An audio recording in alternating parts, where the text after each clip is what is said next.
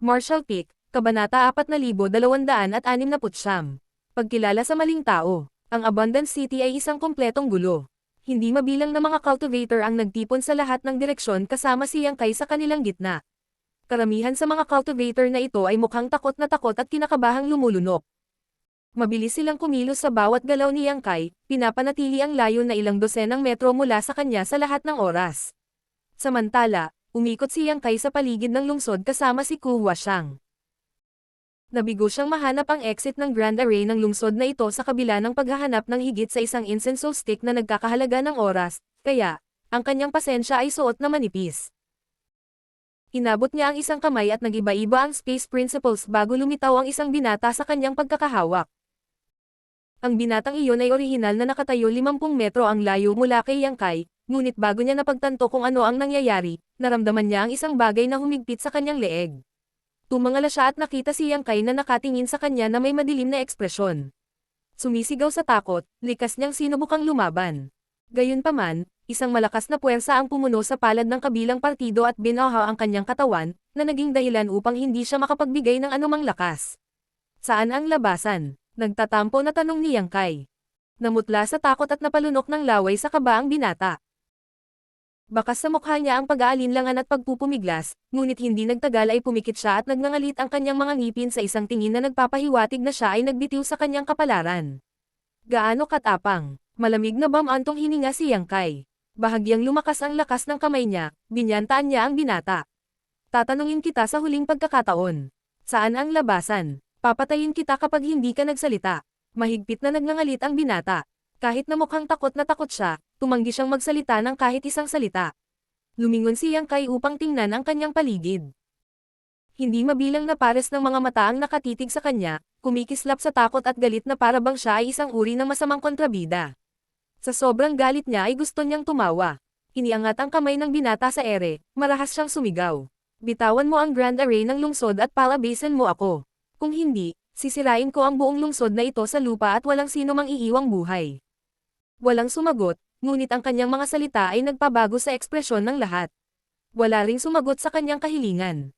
Ito ay makikita na kahit na ang lungsod at populasyon ay hindi masyadong malaki, sila ay hindi kapani-pani walang nagkakaisa. Kung iisipin, hindi naman iyon kakaiba. Bawat sulok ng Blood Monster Cave Heaven ay napuno ng panganib, kaya kung hindi magkakaisa ang mga katutubo, mahihirapan silang mabuhay sa malupit na kapaligirang ito. Junior brother, papatayin ba talaga natin sila? Pabulong na tanong ni Ku Huashang. Senior sister, huwag kang maiinip. Sumunod ka na lang sa akin. Tumango ito at yamakap ng mahigpit sa kanya.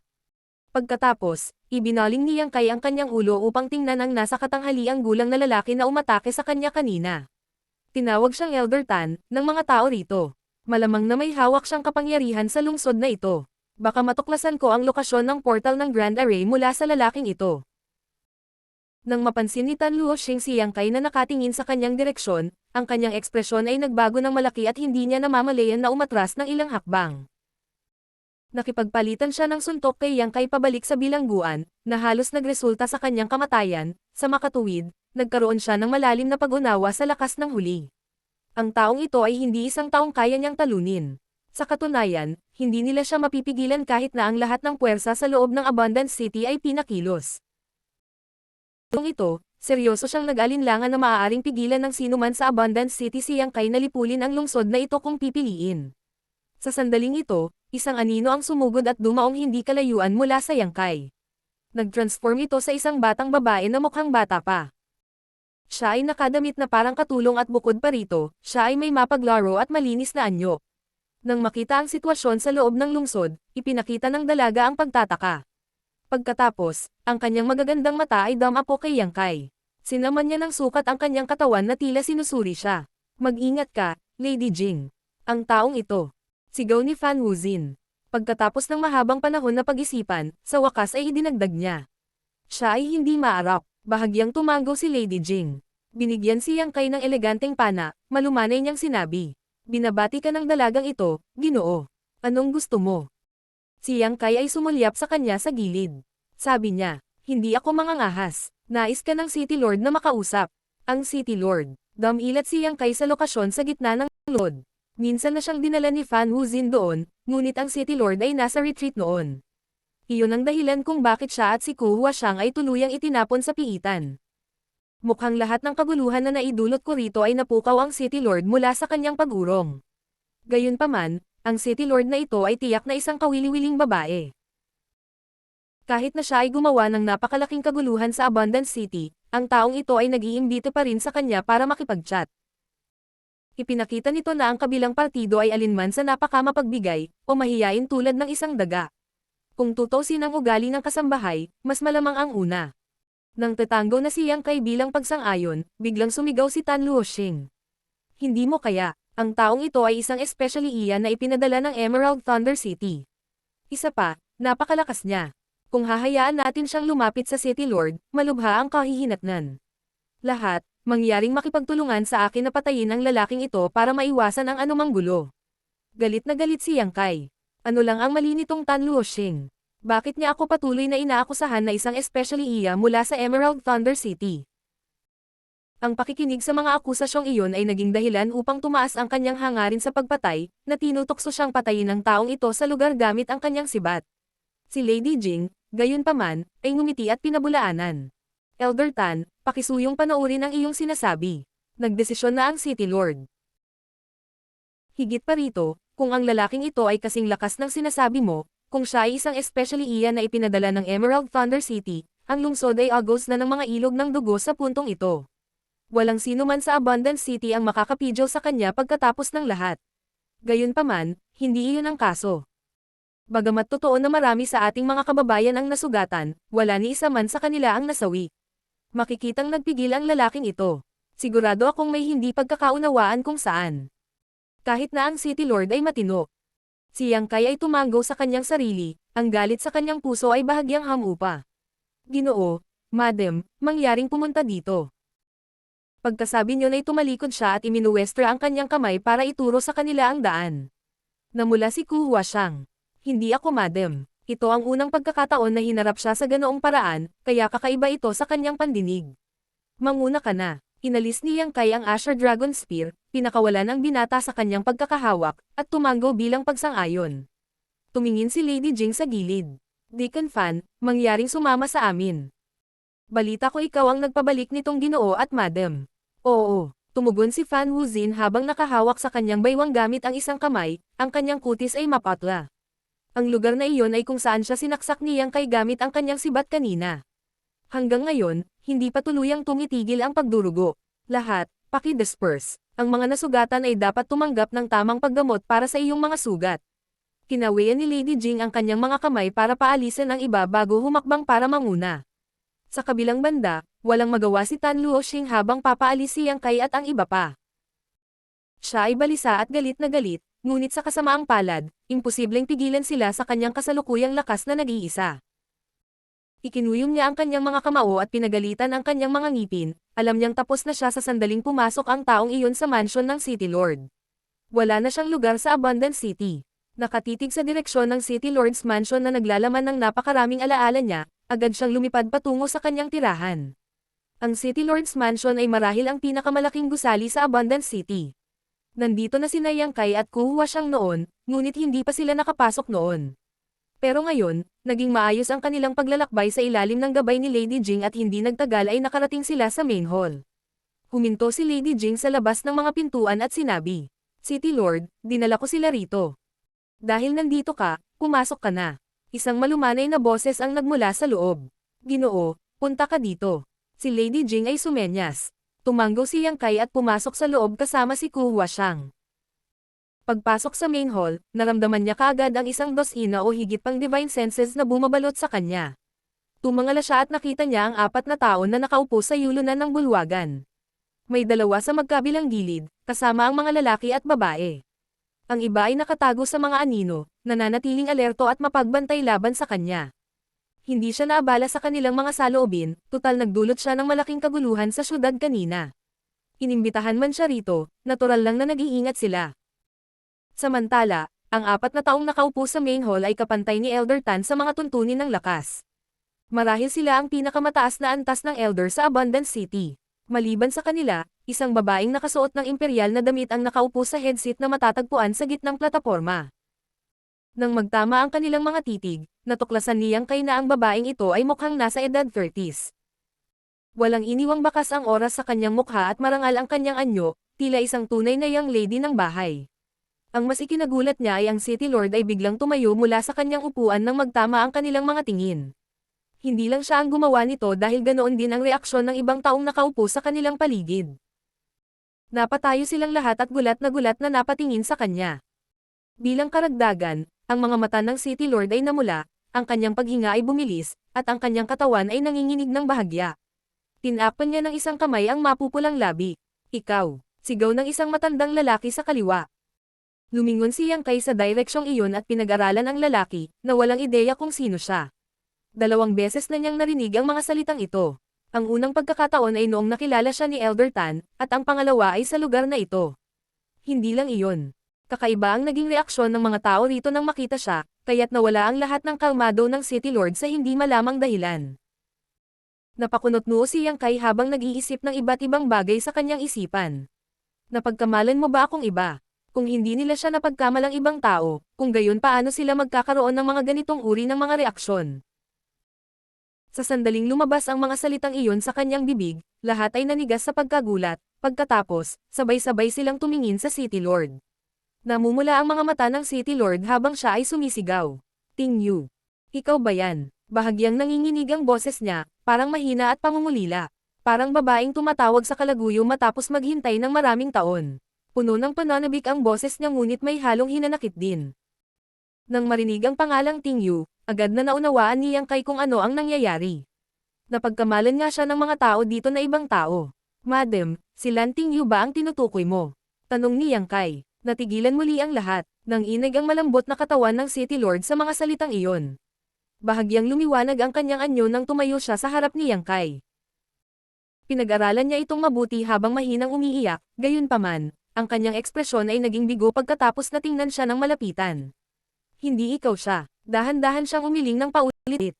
Pagtalikod niya, dahan-dahan siyang naglakad pabalik sa upuan niya at umupo na parang naubos lahat ng lakas niya sa katawan. Maging ang kanyang kutis ay tila walang buhay. Ang matandang lalaki na nagsalita kanina ay tiningnang mabuti si Yang Kai at naghinala na nagtanong. Hindi ba ikaw si Lan Ting Yu? Ikinuyom ni Yang Kai ang kanyang kamao. Binabati ni Yang Kai ang mga kapwa cultivator. Nagpalitan ng tingin ang lahat nang marinig ang bati nito habang ang isa sa mga babae ay hindi napigil ang bamulong. Paano sila magkamukha? Sabi ng isa pang nasa katanghaliang gulang na lalaki. Malamang hindi si Brother Lan. Halos 1,000 taon na ang nakalipas mula noong huli naming nakita si Brother Lan, ngunit mukhang bata pa rin ang lalaking ito. Oo. Makatuwiran ang sinasabi ni Elder Pang. Maaaring siya ay isang inapo ni Brother Lan. Kung hindi, paano sila magkakatulad? Ang huling tao na biglang nagpahayag ng kakaibang pag-iisip ay isang mataba. Kakalabas lang ng mga salita sa bibig niya nang marahas na tinapakan ng babaeng katabi niya ang paa niya. Matindi ang sakit kaya napangiwi siya at sumigaw. Bakit mo natapakan ang paa ko? Pinandilatan ng babaeng iyon ang mataba at iminuwestra ang bibig niya pataas. Agad na tumahimik ang mataba at palihim na nagnakaw ng tingin sa direksyong iyon. Ang City Lord ay nakatitig kay Yang Kai na blanko, ang kanyang mga mata ay tila kumikislap sa mga alaala ng malayong nakaraan. Marshall Peak, Kabanata 4270. Mga nakaraang pangyayari. Hindi ko kilala si Lan Ting Yu o wala akong relasyon sa kanya. Dahan daw ang paliwanag ni Yang Kai. Narinig lang niya ang tungkol kay Lan Ting Yu, mula kay Yuhi at sa Lady Boss. Noong una siyang nakita ni Yuhi, sinigaw din niya ang pangalang Ting Yu. Pero, magkamukha kayo. Ang ilang mga tao ay nanatiling natupok ng isang pakiramdam ng hindi paniniwala. Walang ibang sinabi si Yang Kai, kung tutusin, malinaw na niyang naipahayag ang kanyang punto sa kanila. Sa paghusga sa kasalukuyang sitwasyon, tila hindi lamang binisita ni Lan Ting Yu ang lugar na ito noong nakaraan kundi kilala rin niya ang mga tao rito. Bakit pa nila siya napagkamalan na si Lan Ting Yu noong una nila siyang nakita? At, ang City Lord na iyon. Pinagmasdan ni Yang Kai ang ekspresyon ng City Lord, lihim na iniisip sa kanyang sarili na malamang na may malalim siyang nararamdaman para kay Lan Ting Yu. Kung hindi, hindi siya magiging ganito kabalisa. Siguradong sikat si Lan Ting Yu. Una, naroon si Yuhi, at ngayon, nariyan na itong City Lord. Hindi banggitin, nakatira ang City Lord sa Blood Monster Cave Heaven. Thirst. Biglang naalala niya ang wooden token na ibinigay sa kanya ng Lady Boss. Noong panahong iyon, binanggit niya na ito ay isang pabor. Mukhang ngayon na ang wooden token ay malamang na konektado sa mga tao dito. Nag-alinlangan din siyang magsabi ng kahit ano at mukhang wala nang magawa nang ibigay niya ang wooden token sa kanya. Ang kanyang reaksyon ay tila nauugnay sa kasalukuyang sitwasyon. Marahil ay inaasahan niyang magiging ganito ang sitwasyon kung pupunta siya sa lugar na ito. Buti na lang nakatago ang lugar na ito. Kung si Yang Kai ay hindi hinabol o nagkataon na nakuha ang mapa, hindi sana siya napadpad sa lugar na ito. Nagsama-sama ang iba't ibang pagkakataon upang payagan siyang pumunta rito at makilala ang mga taong nasa harapan niya. Itong Reyna ay pinahiya ang sarili sa harap mo, pinarangalan na panauhin. Patawarin mo ako. Ang City Lord ay natural na hindi isang ordinaryong babae. Bagamat siya ay emosyonal na nanginginig nang makilala siya, mabilis niyang nabawi ang kanyang kalmado pagkatapos makumpirma na hindi siya si Lan Tingyu. Makikita kung gaano katatag ang kanyang kalooban. Para sa isang babae na magkaroon ng ganoon kalakas na mental cultivation, hindi nakakagulat na siya ay makaupo sa trono ng City Lord.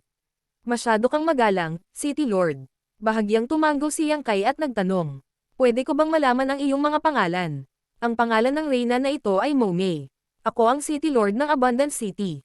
Sagot ng ginang. Kasunod nito, ipinakilala niya ang 4 pang tao sa kanya. Ang mga taong ito ay ang mga elder ng Abundant City. Ang babaeng elder ay tinawag na Mo Chen Zuan, ang nasa katanghaliang gulang na lalaki ay si Pang Duo, ang matandang lalaki ay si Gang Yangxi, at ang medyo chubby na lalaki ay tinawag na Jin Yuan lang. May 5 elder sa Abundant City. Ang huli ay si Tan Luoxing. Naniniwala akong nakilala mo na si Elder Tan.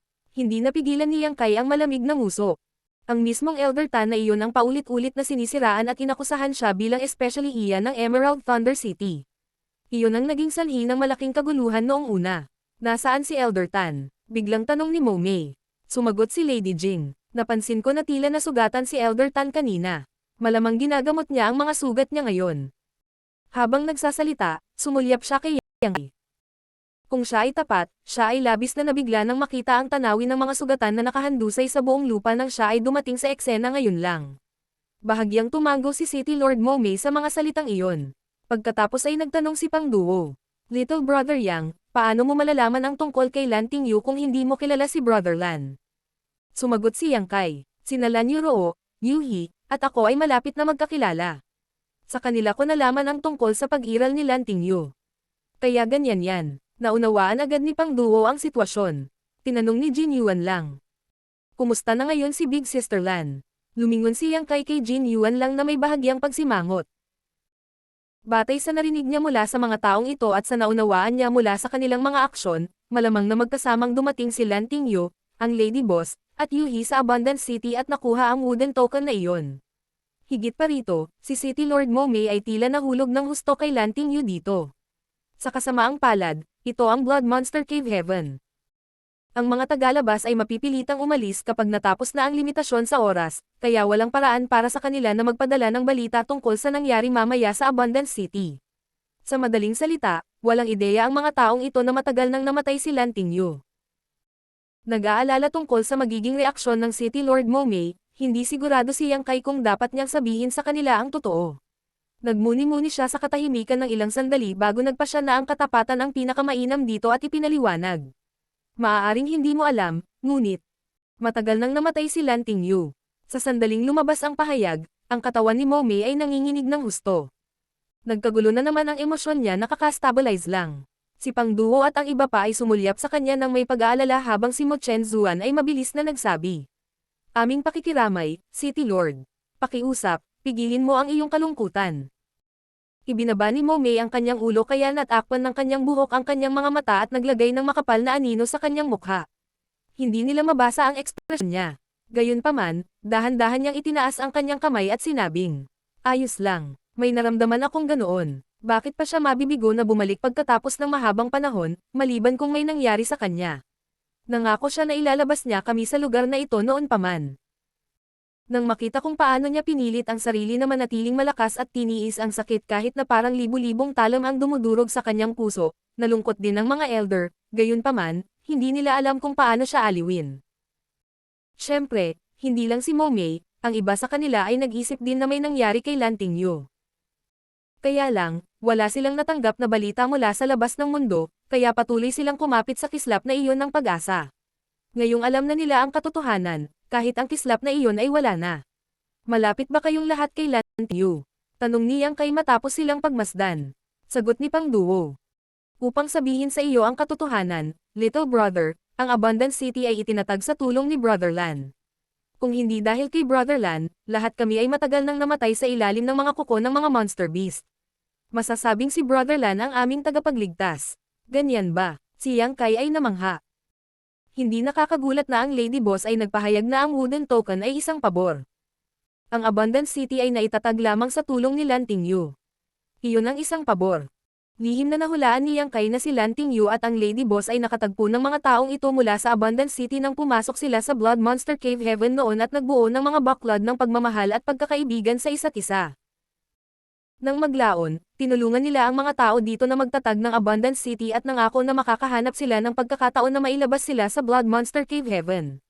Kaya lang may ibang plano ang tadhana. Pagkatapos umalis ni Lan Tingyu sa Blood Monster Cave Heaven, ang mga pagkakataong lumalaban sa langit na nakuha niya ay naging target siya ng iba't ibang cave heavens at paradises.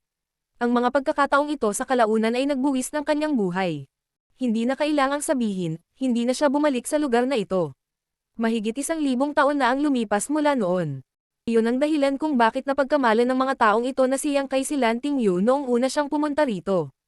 Ito rin ang dahilan kung bakit labis na nabigla si Tan Luoxing at nasabi, "Bakit ka bumalik dito pagkatapos ng maraming taon?" Nang isaalang-alang ang lahat ng ito, biglang naramdaman ni Yang Kai na parang hindi na umaayon ang mga bagay kaya nagmadali siyang nagtanong. Nakilala na ba ni Elder Tan Luoxing si Lan Tingyu sa nakaraan? Tumanggo si Jin Yuan lang.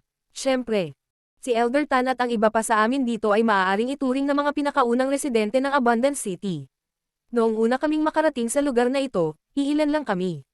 Ito ay pagkatapos lamang ng napakaraming taon ng pag-unlad na naabot namin ang aming kasalukuyang antas. Kumunat ang noo ni Yang Kai. Kakaiba iyon.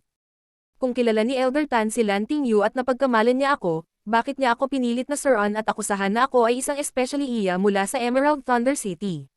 Sinubukan niya akong patayin nang makita niya ako. Kung hindi dahil sa katotohanan na mayroon akong kaunting kasanayan, wala na akong iba kundi isang bangkay sa ngayon. Hindi ko alam kung saan matatagpuan ang Emerald Thunder City.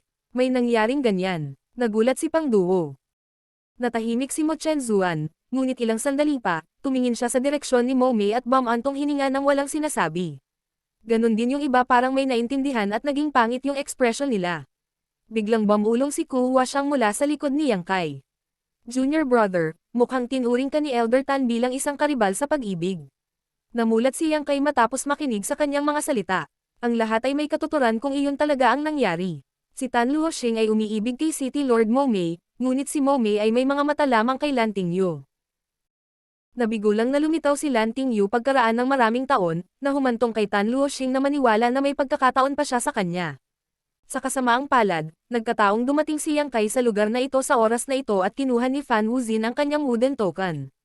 Isa lamang sa gayong wooden token ang naibigay ng Abundant City sa buong kasaysayan. Bagay na dinala ni Lan Tingyu nang umalis siya. 100 mga tao lamang ang nakakaalam tungkol sa pagkakaroon ng wooden token na ito, at sa lahat ng mga taong nakakaalam tungkol sa sitwasyon, marami ang namatay sa paglipas ng mga taon. Si Mo Mei at ang 5 elder na lang ang natitira na nakakaalam tungkol sa pinagmulan ng wooden token na ito. Nang makita ni Tan Luoxing ang wooden token, natural niyang hinahangad na imbestigahan ng mabuti ang sitwasyon. Sa huli, nakita niya si Yang Kai at nagkamali sa pag-aakalang bumalik na si Lan Tingyu, na nagdulot ng mamamatay tao na salpok sa kanyang puso. Agad niyang sinubukang patayin si Yang Kai habang ang huli ay nakatali sa mga pagpigil ng firm Yuan nail. Sino ang makakaalam ng katotohanan kung sisirain niya ang bangkay at tinanggal ang lahat ng ebidensya? Ang malas ni Tan Luoxing na si Yang Kai ay hindi nakatali sa mga pagpigil ng firm Yuan nail. Sinugitan siya ni Yang Kai ng isang hampas ng palad. Pagkatapos, ang mga bagay ay umikot ng wala sa kontrol hanggang sa hindi na bumalik. Jinger, ipatawag ka agad dito si Elder Tan. May itatanong ako sa kanya. Napuno ng galit ang ekspresyon ni Mo Mei. Yumuko si Jinger. Oo. Kaagad pagkatapos, lumipad siya palabas ng City Lord's Mansion para hanapin si Tan Luoxing. Sumulyap si Pang Duo kay Fan Wuzin, na sumunod. Deacon Fan, narinig ko na ikaw ang nagbalik kay Brother Yang, at sa kanyang kasama. Mabilis na sumagot si Fan Wuzin. Tama. Ilang araw na ang nakalipas, binabantayan namin ng mga tauhan ko ang portal ng Grand Array nang biglang may napansin kaming papalapit na figure, na parang may hinahanap. Sa pag-aalala na baka ito ay isang especially iyan na ipinadala ng Emerald Thunder City upang mangolekta ng katalinuhan, pinangunahan ko ang aking mga tauhan upang salakayin at hulihin itong senior brother at senior sister. Nakikita ko na ngayon na ang lahat ng ito ay isang hindi pagkakaunawaan. Habang nagsasalita, itinaas niya ang kanyang kamao kina Yang Kai at kuha siyang para ipahayag ang kanyang paghingi ng tawad, lihim na natatakot. Mapalad na si Yang Kai ay nasugatan sa panahong iyon at nawala ang karamihan sa kanyang mga kakayahan sa pakikipaglaban. Kung hindi maibabalik ni Fan Wuzin ang kanyang mga tauhan ng ligtas at maayos. Anong nangyari pagkatapos? Tanong ulit ni Pang Duo. Agad na ikinwento ni Fan Wuzin ang mga nangyari ng detalyado. Nang makita niya ang pattern sa wooden token, naramdaman niya na halos kapareho ito ng simbolo ng Abundant City. Kaya, kinuha niya ito at naglibot-libot na nagtatanong tungkol dito. Sa kanyang pagtataka, walang nakakaalam tungkol sa wooden token. Hinanap siya ni Tan Luoxing matapos marinig ang balita at kalaunan ay kinuha ang wooden token at dumiretso sa piitan. Ang sumunod ay isang malaking kaguluhan. Si Tan Luoxing ay naglabas ng utos para sa lahat ng mga cultivator sa Abundant City na kabkuban si Yang Kai, sa pangalan ng pagpatay ng isang especially iya. Dahil dito, maraming tao ang nasugatan ni Yang Kai.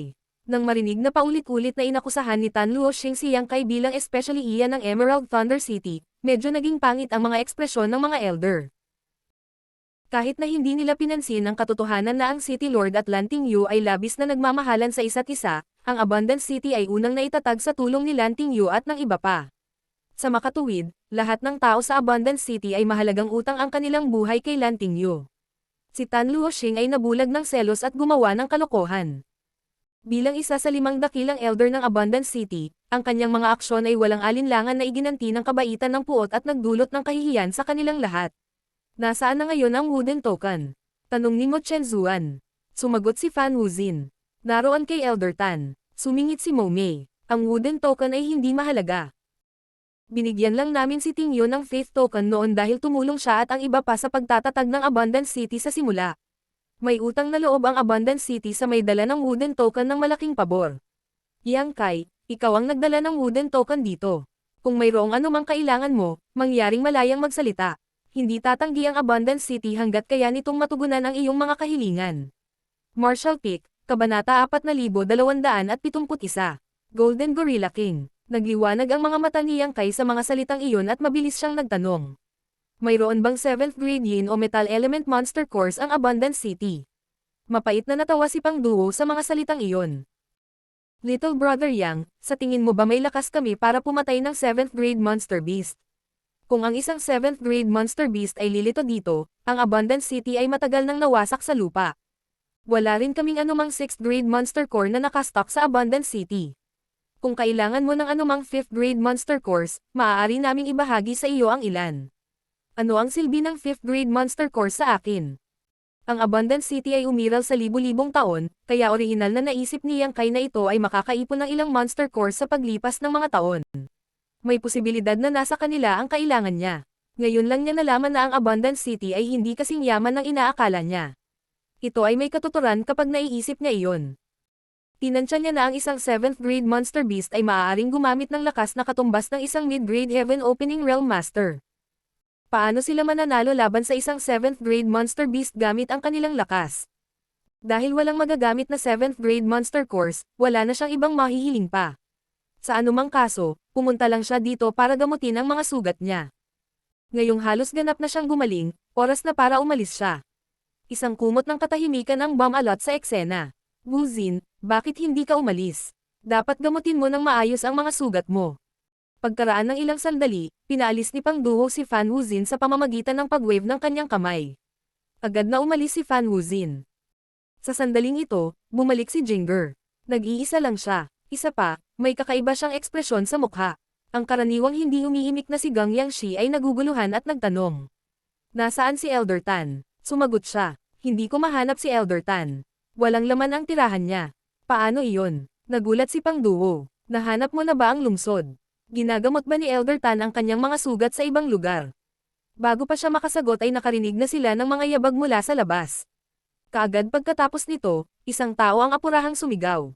Nag-uulat, narito na ang Golden Gorilla King. Ano? Sigaw ni Jin Yuan lang. Aking gulat niya kaya napatalon siya sa upuan niya. Bakit nandito na naman siya?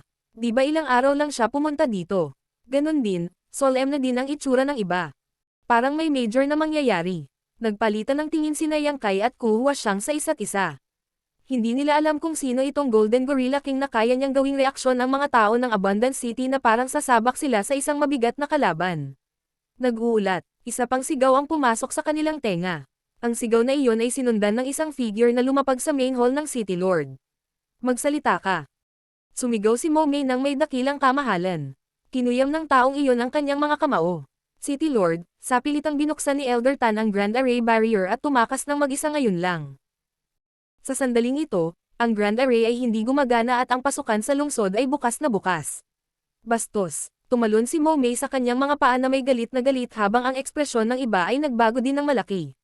Ito ay isang kaso kung saan kapag umulan, bumuhos. Ang biglaang pagdating ng Golden Gorilla King ay sapat na masama, ngunit maaari nilang harapin ang sitwasyon kahit gaano ito kadelikado at kritikal hanggat ang Grand Array ay nananatiling buo. Gayunpaman, pinilit ni Tan Luoxing na buksan ang Grand Array Barrier at nagdulot ng mga problema sa operasyon nito. Ito ay tulad ng paghahagis ng Abundance City sa apoy at inihaw sila sa isang tulos. Kung hindi nila mahawakan ng maayos ang usaping ito, malaki ang posibilidad na maging abo ang Abundance City ngayon. Natigilan si Pang Duo. Bakit pilit na binuksan ni Elder Tan ang Grand Array? Bakit siya umalis? Sinabi ni Ku Huaxiang. Tanga ka ba? Halata naman na tumakas ang bastos na may apelyidong Tan. Tumakas. Parang hindi siya makapaniwala. Magtatanong pa lang sana siya kung bakit tatakas si Tan Luoxing nang biglang may napagtanto siya. Malinaw na alam ni Tan Luoxing na nalantad siya sa paninirang puri kay Yang Kai. Natakot siyang maparusahan ng City Lord at nakaramdam ng sobrang kahihiyan para manatili sa Abundance City. Kaya naman nagmadali siyang tumakas, total medyo malaki ang kaguluhan kanina. Bagamat walang namatay, ito ay dahil lamang sa pagpigil ni Yang Kai. Gayunpaman, hindi mabilang na mga tao ang nasugatan bilang isang resulta. Kung hindi dahil sa mga mapanirang salita ni Tan Luoxing, hindi mangyayari ang mga insidenteng iyon.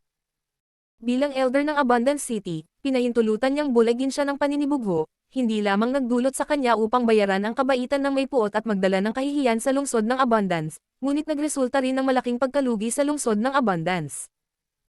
Kaya lang, wala na siyang mukha para manatili. Isantabi muna ang mga bagay na kinasasangkutan ni Elder Tan. Ang priority namin sa ngayon ay ang pagharap sa Golden Gorilla King. Bumaba si Mo Mei mula sa trono ng City Lord.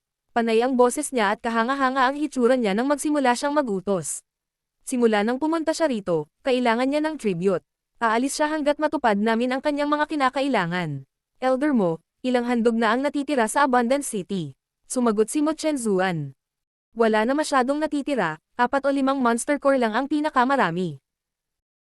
Ang Golden Gorilla King ay kadalasang dumarating lamang 1 beses o 2 beses sa isang taon, kaya mayroon kaming sapat na oras upang manghuli ng mga monster beasts at magtipon ng kinakailangang pagkilala. Mag-iisang buwan na lang mula nang huli siyang pumunta rito. Inalis namin ang aming inventaryo noong panahong iyon. Tsaka, hindi pa bumabalik ang team na ipinadala namin para manghuli ng monster beasts. Anong mga pagpupugay ang maaari nating makuha? Sa kabila ng pag-alam na ito ay isang posibleng kahihinatnan, naramdaman pa rin ni Mo Mei na lumulubog ang kanyang puso sa kawalan ng pag-asa pagkatapos makinig sa ulat ni Mo Chenzuan. Kung walang sapat na pagkilala, hindi nila mapaalis ang Golden Gorilla King ng mapayapa. Maaaring mga hulugan iyon ng Annihilation for Abundance City. City Lord, mga Elder, ang Golden Gorilla King ay tila nasugatan ng husto. Idinagdag ng cultivator na nagulat ng balitang ito kanina. Nasugatan si Golden Gorilla King. Isang liwanag ang kumislap sa mga mata ni Gang Yangshi at tumango siya. Iyon ang nagpapaliwanag kung bakit siya bumalik kaagad. Halatang gusto niyang gamutin ng tributes ang mga sugat niya. Mapait na ngumiti si Jin Yuan lang. Pero, wala tayong mga handog para sa kanya. Iniisip ko kung magagalit siya. Bumantong hininga si Mo Mei. Ano man ang mga pangyayari, dapat tayong lumabas at makipagkita sa kanya. Sana ito ay isang pagpapala, hindi isang sumpa. Kahit na ito ay isang sumpa, hindi ito maiiwasan. Mas maganda kung makaka-attract siya ng matiwasay. Kung hindi, makukuha lang natin ang lakas ng buong lungsod para labanan siya. Pagkatapos sabihin iyon, lumingon siya kay Yang Kai at idinagdag. Ginoong Yang, nagkasala sa iyo ang Abundance City tungkol sa usapin kay Elder Tan. Kapag natapos na ang pakikitungo ng Reyna sa Golden Gorilla King, tatalakayin ko sa iyo ang mga mas pinong detalye. Walang pag-aalinlangan na sumagot si Yakai. Pakiusap huwag kang mag-alala tungkol dyan, City Lord. Gaya ng sinabi mo, ang lahat ng ito ay sanhi ni Elder Tan. Malaking hindi pagkakaunawaan lang ang nangyari kanina. Sa kabilang banda, nasaktan ko ang marami sa iyong mga tao at ako ang dapat na humihingi sa iyo ng kapatawaran, City Lord mo. Tungkol naman sa Golden Gorilla King na ito, mangyaring payagan kaming sumama kung ayaw mo. Sinulyapan siya ni Momei at marahang tumango na may pasasalamat na ekspresyon sa mukha. Maraming salamat, Ginoong Yang. Si Yang Kai ay may lakas na itapon ang Abundance City sa kaguluhan, na malinaw na nagpakita na siya ay napakalakas. Maaari siyang magbigay ng karagdagang proteksyon kung sasama siya. Gayunpaman, hindi mapigilan ni Momei na mahiya. Dapat ay babalikan ng Abundance City si Yang Kai ng isang pabor ngunit sa halip ay isang malaking hindi pagkakaunawaan ang nagdulot sa kanya ng paghihirap. Ngayon, kahit na pagkatapos ng lahat ng iyon, kusang loob niyang inaalok sa kanila ang kanyang tulong. Si Ginoong Yang ay hindi lamang kamukha ni Ting Yu, ngunit mayroon din siyang makalumang habag. Kung hindi kami nailigtas ni Lan Ting Yu noon, hindi kami makakaligtas ng ganito katagal. Matagal na sana kaming kinain ng mga monster beasts. Mula sa pananaw ni Yang Kai, ang Abundance City ay magkatuwang na itinatag sa tulong ng Lady Boss at Yuhi, kaya ngayong may problema ito, hindi siya maaaring umupo na lamang at huwag pansinin ang mga ito. Bagamat hindi pa ganap na gumaling ang kanyang mga pinsala at hindi niya maibigay ang kanyang buong lakas, hindi magiging problema para sa kanya na ilabas ang 80% ng kanyang maximum.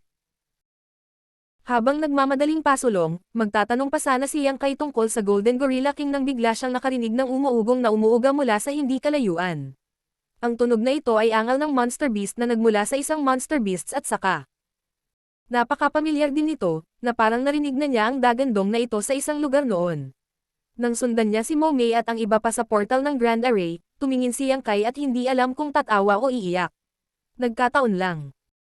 Sa sandaling ito, ang barrier ng Grand Array ng Abundance City ay nasira matapos sapilitang buksan ni Tan Luoxing sa panahon ng kanyang pagtakas at hindi makapagsara ng maayos bilang resulta. Isang gorilla na kumikinang na may gininto ang liwanag ang nakatayo sa harap ng malawak na bukas na portal na ang kanyang mga kamay ay nasa lupa at ang kanyang ulo ay nakataas. Siya ay ilang 10 metro ang taas. Hindi pa banggitin na nakatingin siya sa madla na may mapang asar na tingin na para bang nakatingin siya sa grupo ng mga langgam. Isa pa, parang naiinip ang ekspresyon niya. Kanina lang, nasaksihan ni Yang Kai ang bakulaw na ito na nakikipaglaban sa isang buhay o kamatayang labanan sa isang lobo. Niyanig ng kanilang away ang mismong mundo. Dati nang ginamit ni Yang Kai ang gorilla at ang lobo bilang hadlang para takasan si Yin Xinjiao at ang kanyang mga alipin bago siya dumating sa Abundance City. Nang banggitin ni Momei at ng iba pa ang isang Golden Gorilla King, nagkamali si Yang Kai na ang tinutukoy nila ay isang makapangyarihang cultivator. Ngayon lang niya napagtanto na ang kabilang partido ay isa pala talagang 6th grade monster beast. Hindi alam ni Yang Kai kung ano ang kinahinatnan ng labanan sa pagitan ng bakulaw at lobo, gayunpaman, naramdaman niya na hindi nanalo ang bakulaw. Iyon ay dahil ang Golden Gorilla King ay natatakpan ng mga sugat at tumutulo ng dugo. Halata na kinagat siya ng lobo at napunit ang malalaking tipak ng laman sa kanyang katawan. Maging ang gintong liwanag na tumatakip sa kanya ay tila medyo dim at medyo mahina ang kanyang aura. Huminto si Momei at ang iba pa ilang daang metro ang layo mula sa Golden Gorilla King, bawat isa sa kanila ay may suot na solemn na ekspresyon. Yumuko sila sa kanya bago nagsalita si Momei. Golden Gorilla King, bakit ang bilis mong bumalik sa Abundance City? Ibinaba ni Golden Gorilla King ang kanyang ulo at umungol ng kung ano. Ang kahulugan ay hindi malinaw, ngunit ang paraan ng kanyang pag-uugali ay nagpapahiwatig na naiintindihan niya ang kanilang sinasabi. Makikitang medyo mataas ang sentido niya. Umiling si Momei. Ibinigay na namin ang lahat ng tributes na nakalap namin sa iyo kanina. Ang Abundance City ay walang anumang mga handog na natitira. Wala kaming kapangyarihan na tulungan ka kahit na pumunta ka dito. How? Ang Golden Gorilla King ay lumipad sa galit. Ibinaba niya ang kanyang ulo at nagpakawala ng isang mabangis na alulong, pinapakita ang kanyang mga pangil sa kanila. Isang marahas na hangin ang umihip sa kanilang direksyon, na naging sanhi ng paglipad ng buhok ni Momei sa hangin. Ganon pa man, nanatili siyang hindi gumagalaw. Hindi nagbago ang kanyang ekspresyon kahit na tumayo siya sa harap ng isang galit na 6th grade monster beast, na nagpapakita ng kanyang malakas na spiritual cultivation. Nagpatuloy si Momei nang mawala ang ingay. Susuportahan ka ng Abundance City kung gusto mong gamutin ang iyong mga sugat. Kaya lang wala kami ng kailangan mo. Walang magbabago kahit na magalit ka. How? Ang Golden Gorilla King ay nagpakawala ng isa pang galit na galit. Hindi lang siya umungol ng mas malakas kaysa kanina, tumakbo pa siya at sinira ang ilang bahay gamit ang kanyang mga kamao. Pagkatapos, ikanawin niya ang kanyang napakalaking kamao kay Momei at sa iba pa na parang nagsasabing, "Natatakot ka ba?" Marami sa mga cultivator na nagtipon-tipon sa paligid ay hindi napigil ang umatras ng ilang hakbang. Sa kabilang banda, hindi gumalaw si Momei. Tahimik lang siyang tumawag, "Nasugatan ka ngayon. Pinakamabuting huwag magalit ng ganoon kadali, kung hindi, mas mahihirapan kang gumaling." Hindi siya pinansin ni Golden Gorilla King, parang bata na nag-iinit ang ulo. Galit siya dahil hindi niya makuha ang gusto niya. Nakakuyom ng mahigpit ang kanyang mga kamao, paulit-ulit niyang sinuntok ang lupa. Ang marahas na Monster Chi ay kumalat sa lahat ng direksyon, na nagdulot ng takot sa marami. Tahimik na tinanong niyang kay si Jin Yuan lang, na nakatayo sa tabi niya. Ano ang gusto ng Golden Gorilla King? Sumagot si Jin Yuan lang na may mapait ng ngiti. Metal Element Monster Beast Course. Martial Peak, Kabanata 4272. Ipapakita ko sa iyo kung ano ang malaki. Isang Metal Element Monster Beast Core. Hindi maitago ni Yang Kai ang kanyang pagkamangha. Bakit kailangan sa Metal Element? Little Brother Yang, maaaring hindi mo alam ang katotohanan ito. Tumagilid si Pang Duo, hinahaplos ang kanyang balbas habang maingat na pinagmamasdan ang nagngangalit na Golden Gorilla King. Ipinaliwanag niya, "Hindi ko alam ang tungkol sa Monster Beast sa labas ng mundo. Gayunpaman, narinig ko na may ilang pagkakaiba sa Monster Beasts dito. Ang mga Monster Beast dito ay maaaring palakasin ang kanilang mga sarili at makabangon mula sa kanilang mga pinsala sa pamamagitan ng pagkonsumo ng mga Monster Core ng mga Monster Beasts ng parehong elemento na tulad nila, at sa gayon ay nagiging mas malakas. Ang mga Monster Beasts dito ay lumalakas sa pamamagitan ng ganoong paraan." Nagulat si Yang Kai sa una, ngunit hindi nagtagal ay naunawaan niya. Hindi lang ang mga Monster Beasts sa lugar na ito. Mayroong maraming mga halimbawa ng Monster Beasts na nakikipaglaban para sa Monster Core sa labas din ng mundo. Ang mga Monster Beasts ay nilinang na ibang-iba sa mga tao. Ang mga tao ay mayroong secret arts at secret techniques, ngunit ang Monster Beasts ay wala. Sila ay lubos na umasa sa kanilang instincts. Kung naramdaman nila na ang Monster Core ng isa pang Monster Beast ay magiging lubhang kapakipakinabang sa kanila, hindi sila magpipigil kung makukuha nila ito. Sadyang ang Monster Beast Core sa labas ng mundo ay karaniwang naglalaman ng pinaghalong mga katangian. Hindi ito halos kasing dalisay at singular kumpara sa Monster Beast Core sa Blood Monster Cave Heaven. Taman. Sa unang pagkakataong lumitaw ang Golden Gorilla King sa labas ng Abundance City, katatapos lamang nitong maging isang 6th grade Monster Beast. Pagkatapos ng napakaraming taon ng pagtanggap ng tribute mula sa amin, natatakot ako na hindi malayong maging isang 7th grade Monster Beast. Nakakatakot ang mga mata ni Pang Duo. Hindi sila tugma para sa isang ordinaryong 6th grade Monster Beast, kaya ano pa ang kailangang sabihin tungkol sa isang 6th grade Monster Beast sa tuktok nito tulad ng Golden Gorilla King. Ang isa ay hindi dapat magpalinlang sa kanyang malubhang na sugatan na kalagayan. Kung talagang napunta ito sa isang away, ang ilang libong tao sa Abundance City ay hindi sapat para itaboy siya. Nagtataka na nagtanong si Yang Kai, "Paano mo nagawang gumawa ng kasunduan sa Golden Gorilla King na bigyan siya ng mga parangal?" Sumagot si Jin Yuan lang na may mapait na ngiti, "Hindi ito isang bagay na makakatulong. Matagal nang tumigil ang Abundance City kung tumanggi kaming mag-alok ng parangal." Gayunpaman, sa paglipas ng mga taon, nagkaroon ng ilang mga krisis na tinulungan ni Golden Gorilla King na ipagtanggol tayo.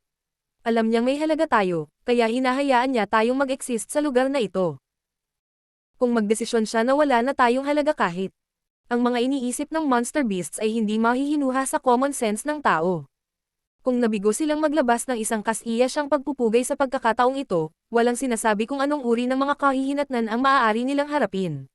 Ang Abundance City at Golden Gorilla King ay tila umaasa sa isa't isa para mabuhay. Bagamat ang Abundance City ang mas mahina sa pagitan ng dalawa, maaari nilang bigyan ang Golden Gorilla King ng tuloy-tuloy na supply ng Metal Element Monster Beast Cores. Ito ang dahilan kung bakit paminsan-minsan ay pinoprotektahan ng Golden Gorilla King ang Abundance City mula sa panganib. Sa kanilang maikling pag-uusap, ang Golden Gorilla King ay lalong nagngangalit sa sandaling iyon. Tuloy-tuloy siyang umungol, bumuga ng mabahong amoy sa kanilang mga mukha. Sumigaw si Momei, "Golden Gorilla King, sinasabi ko ito sa huling pagkakataon. Ang Abundance City ay walang anumang pagpupugay na ibibigay sa ngayon, wala itong silbi kahit gaano ka pa nagagalit. Bakit hindi mo pakalmayan ang iyong galit at tumuon sa pagpapagaling sa iyong sarili sa halip na sayangin ang iyong lakas sa walang kabuluhan? Pinandilatan siya ni Golden Gorilla King, na puno ng malupit at mabangis na liwanag ang kanyang mapupulang mga mata. Bigla niyang itinaas ang palad niya at hinampas ito ng mariin. Sumigaw si Momei. Lahat, mag-ingat. Habang sumisigaw, agad siyang kumilos para harangan ang pag-atake. Marami sa mga cultivator ng Abundant City ang nanginig habang mabilis nilang ginagamit ang kani-kanilang divine abilities at secret techniques. Sa sandaling sila ay umatake ng sabay-sabay, ang world energy ay kumikislap. Lahat ng uri ng divine abilities ng iba't ibang katangian ay napalitan ng siklab ng galit ng mga pag-atake na bumaril patungo sa Golden Gorilla King sa iba't ibang anyo. Nagkatinginan sina Yang Kai at Ku Huashang at nakita ang sorpresa sa mga mata ng isa't isa. Sa mahigpit na pagsasalita, ang mga tao sa Abundant City ay hindi maituturing na makapangyarihan. Sila ay pinigilan ng mga prinsipyo sa Blood Monster Cave Heaven at hindi makasulong sa Heaven Opening Realm. Hindi mahalaga kung si Momei, ang mga Elder, o ang iba pang mga cultivator. Ang pinakamalakas sa kanila ay Half-Step Heaven Opening Realm lamang. Sa asensya, ang kanilang lakas ay nasa saklaw pa rin ng Emperor Realm. Gayunpaman, ang Emperor Realm Masters na ito ay tila iba sa Emperor Realm Masters sa labas ng mundo. Ito yun lalo na para kay Momei, pang duo, at sa iba pang elder. Lahat sila ay may napakalakas at sobrang dalisay na Emperor Chi habang ang mga divine abilities na maaari nilang ilabas ay napakalakas din. Noong nakipag-away si Yang Kai kay Tan Luoxing noon, napansin niya ang pagkakaibang ito. Sa mga nasa Half-Step Heaven Opening Realm alam ni Yang Kai, kahit si Ku Huashang ay maaaring hindi kalaban ni Tan Luoxing. Kailangang sabihin na pinakondensed ni Ku Huashang ang 6th grade element powers habang si Tan Luoxing ay pinakondensed lang ang 5th grade element powers. Tila ngayon na si Tan Luoxing ay hindi isang natatanging pag-iral. Ito ay parehong kaso para kay Momei at sa iba pang mga elder. Matapos pag-isipang mabuti ang bagay na ito ng ilang sandali, naunawaan ni Yang Kai ang dahilan ng pagkakaibang ito. Sa labas ng mundo, sinubukan ng mga taong tulad ni Momei at pang duo na sumulong sa Heaven Open Realm matagal na ang nakalipas. Kung magtagumpay sila, makakaranas sila ng napakalaking pag-akyat sa lakas. Siyempre, kung hindi sila makalusot, sila ay magiging abo. Walang pangatlong posibilidad. Sa kasamaang palad, ang mga tao sa Abundant City ay pinigilan ng mga prinsipyo sa Blood Monster Cave Heaven at hindi na makasulong pa. Sila ay na-stuck sa Half-Step Heaven Opening Realm sa loob ng libu-libong taon. Para sa kadahilan ng iyon, maaari lamang silang makahanap ng iba pang mga paraan upang madagdagan ang kanilang lakas. Natural lang na ang kanilang paggamit ng kanilang Heaven Opening Elements ay naging mas malakas at mas pino pagkatapos ng mahabang panahon ng akumulasyon at pag-ulan. Katulad nito, ang mga divine abilities na maaari nilang ilabas ay mas makapangyarihan din. Lihim na nagulat si Yang Kai. Hindi magiging mahirap para kay Momei, pang duo, at sa iba pa na sumulong sa Heaven Opening Realm kung makakahanap sila ng angkop na pagkakataon, pagkatapos ng lahat, sila ay may mas mababang mga pagkakataon na mabaigo sa gayong matibay na pundasyon. Habang siya ay nalubog sa kanyang mga iniisip, maraming mga divine abilities ang nabangga na sa higanteng palad ng Golden Gorilla King. Isang gintong liwanag ang kumikinang ng maliwanag habang ang matalim na metal element power ay bumaril sa lahat ng direksyon tulad ng hindi mabilang na mga ilaw ng espada. Isang hagong na tunog ang umalangaw at sa isang iglap, maraming Abundant City cultivator ang bumagsak sa lupa kasama ng kanilang sariwang dugo na nabahira ng pula ang kanilang paligid. Maaring tumigil sandali si Momei at ang iba pa sa higanteng palad na iyon gamit ang kanilang divine abilities, ngunit ang kanilang mga pagsusumikap ay hindi na mapapanatili ng mas matagal. Nang malapit nang bumagsak ang palad, si Momei, pang duo, at ang iba pa ay hindi nag-atubili na sumugod. Galit nilang inilabas ang kanilang kapangyarihan at hinarang ang palad mula sa ibaba. Hong! Isang gintong puwersa ang tumakbo ng laganap at hiniwa sa kalangitan. Hindi mabilang na maliliit na sugat ang lumitaw sa lahat. Samantala, ang mga figure ni Momei at ng iba pa ay bahagyang gumalaw. Muntik na silang bugbugin sa lupa ng Golden Gorilla King. Gaano man sila kalakas, hindi sila maaaring lumampas sa mga limitasyon ng Half-Step Heaven Opening Realm. Kahit na nasugatan ang Golden Gorilla King, ang pinakamataas na 6th grade monster beast ay maaaring gumamit ng lakas na kapantay ng isang low-grade Heaven Open Realm Master sa kalooban. Ang Abundant City ay walang paraan para lumaban. Crack! Umalangaw ang tunog ng pagkabasag.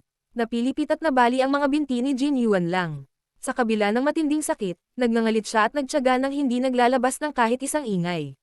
Nang makita iyon ni Yang Kai, Alam niyang hindi na siya makakatagal pa. Kung patuloy lang siyang manonood ng walang ginagawa, walang masasabi kung ilang tao ang mamamatay sa lugar na ito ngayon. Sumugod siya at itinaas ang kanyang kamay, tinawag ang Asher Dragon Spear. Sa susunod na sandali, ang sibat ay tumusok patungo sa Golden Gorilla King na parang dragon na lumalabas sa dagat. Lumingon si Golden Gorilla King sa direksyong ito at habang inilalantad ang kanyang mga pangil, itinaas niya ang isa pa niyang kamay na natatakpan ng siksik na metal element power at hinawakan si Yang Kai. Ginoong Yang, ingat, sigaw ni Momei. Kakalabas lang ng mga salita sa bibig niya nang makita niya itong naglaho sa paningin pagkatapos niyang mahuli ng husto sa gitna ng palad ng Golden Gorilla King. Ito. Si Pang Duo at ang iba ay mukhang hindi nakaimik. Noong una ay inakala nila na si Yang Kai ay may pambihirang lakas dahil maaari siyang magdulot ng napakalaking kaguluhan sa Abundance City. Sino ang makakaalam na siya ay magiging napaka-vulnerable? Ang pag-iisip na iyon ay ngayon lang pumasok sa isip nang marinig nila ang Golden Gorilla King na sumisigaw sa gulat. Kaagad pagkatapos noon, bumulwak ang sariwang dugo na parang bagyo mula sa mahigpit niyang nakakuyom na kamay. Isang figurang may hawak na sibat ang bumaril mula sa loob, umiikot na parang pangitaas na direktang nagbutas sa higanteng palad. Nagpatuloy ang sibat, patungo sa ulo ng Golden Gorilla King. Magulo ang buhok ni Yang Kai. Natatakpan ng sariwang dugo ng Golden Gorilla King, same time siyang sumigaw. Mabuti pa ay huwag kang masyadong magpakatanga. Galit na umungal si Golden Gorilla King at binawi ang dalawang kamay. Ganap na hindi pinapansin ang sugat sa kanyang palad, pinagsalikop niya ang kanyang mga kamao at marahas na dinala ang mga ito kay Yang Kai. Hong! Isang shockwave ang kumalat habang ang figure ni Yang Kai ay hinampes sa lupa na parang bulalakaw. Gayun din, ang figure ng Golden Gorilla King ay ipinadala na lumipad sa malayo. Isang sobrang bangis na sugat ang idinagdag sa kanyang katawan na orihinal na natatakpan na ng mga sugat.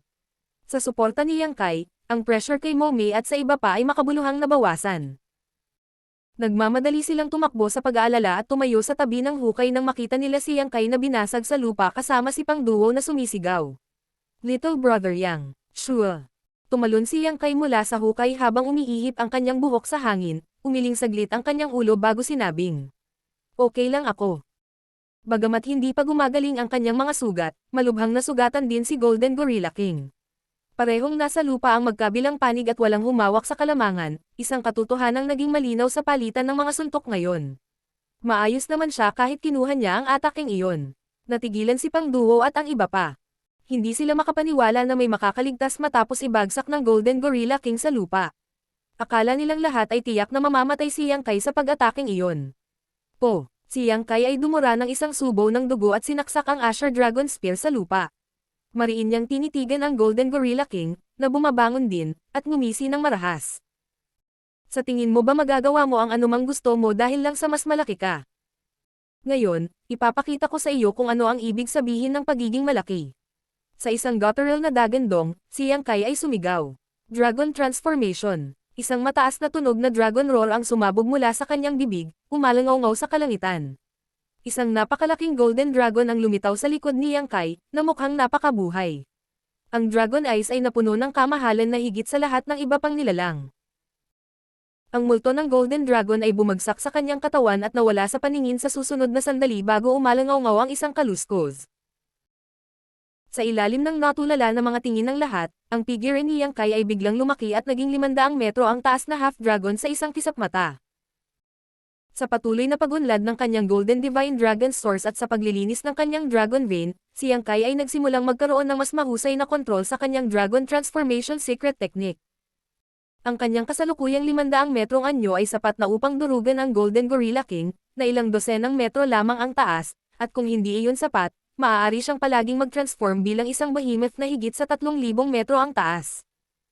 Ang buong katawan ni Yang Kai ay natatakpan ng dragon scales, ang kanyang mga kamay ay naging dragon claws. Ang mga sungay ng dragon ay tumubo sa kanyang ulo. Isang dragon tail ang humahampas sa kanyang likuran, at isang dragon beard ang lumipad sa ibaba ng kanyang panga. Siya ang mismong larawan ng kamahalan at hindi magagapi. Itinaas ni Ku Huaxiang ang isang kamay upang takpan ang kanyang mapupulang labi, nakatitig sa kanya na may gulat sa kanyang magagandang mata. Ito ang unang pagkakataon niyang masaksihan ang pagbabago niya. Naisip niya noong una na naiintindihan niya siya sa isang lawak pagkatapos ng mga karanasan sa buhay o kamatayan na pinagdaanan nilang magkasama.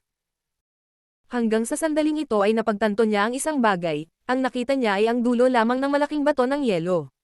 Sa loob ng Abundant City, libo-libong tao ang nagtaas ng ulo at tumitig kay Yang Kai.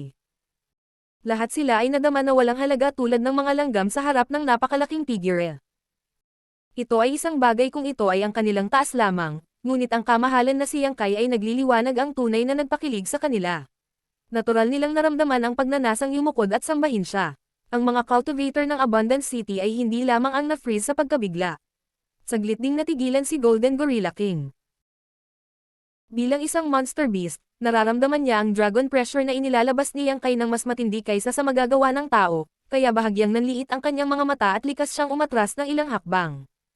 Gayunpaman, hindi nagtagal ay itinuro niya ang isang galit na galit kay Yang Kai. Halos parang nahihiya siya sa pag-atras ngayon, kaya lang napalakas niya ang kanyang momentum sa pamamagitan ng dagandong na ito. Katulad nito, umungal pabalik si Yang Kai sa Golden Gorilla King. Ang Dragon Roar ay umalangaw sa buong kalangitan, na ginawang mapatla ang hangin at mga ulap kung ikukumpara. Pagkatapos, gumawa siya ng isang hakbang pasulong at sinisingil sa Golden Gorilla King. Ang Golden Gorilla King ay hindi rin umatras sa takot, sa halip ay sumugod. Ang dalawang napakalaking figure ay mabilis na nagbanggaan sa isa't isa sa isang nakakabinging pagsabog na yumanig sa buong mundo.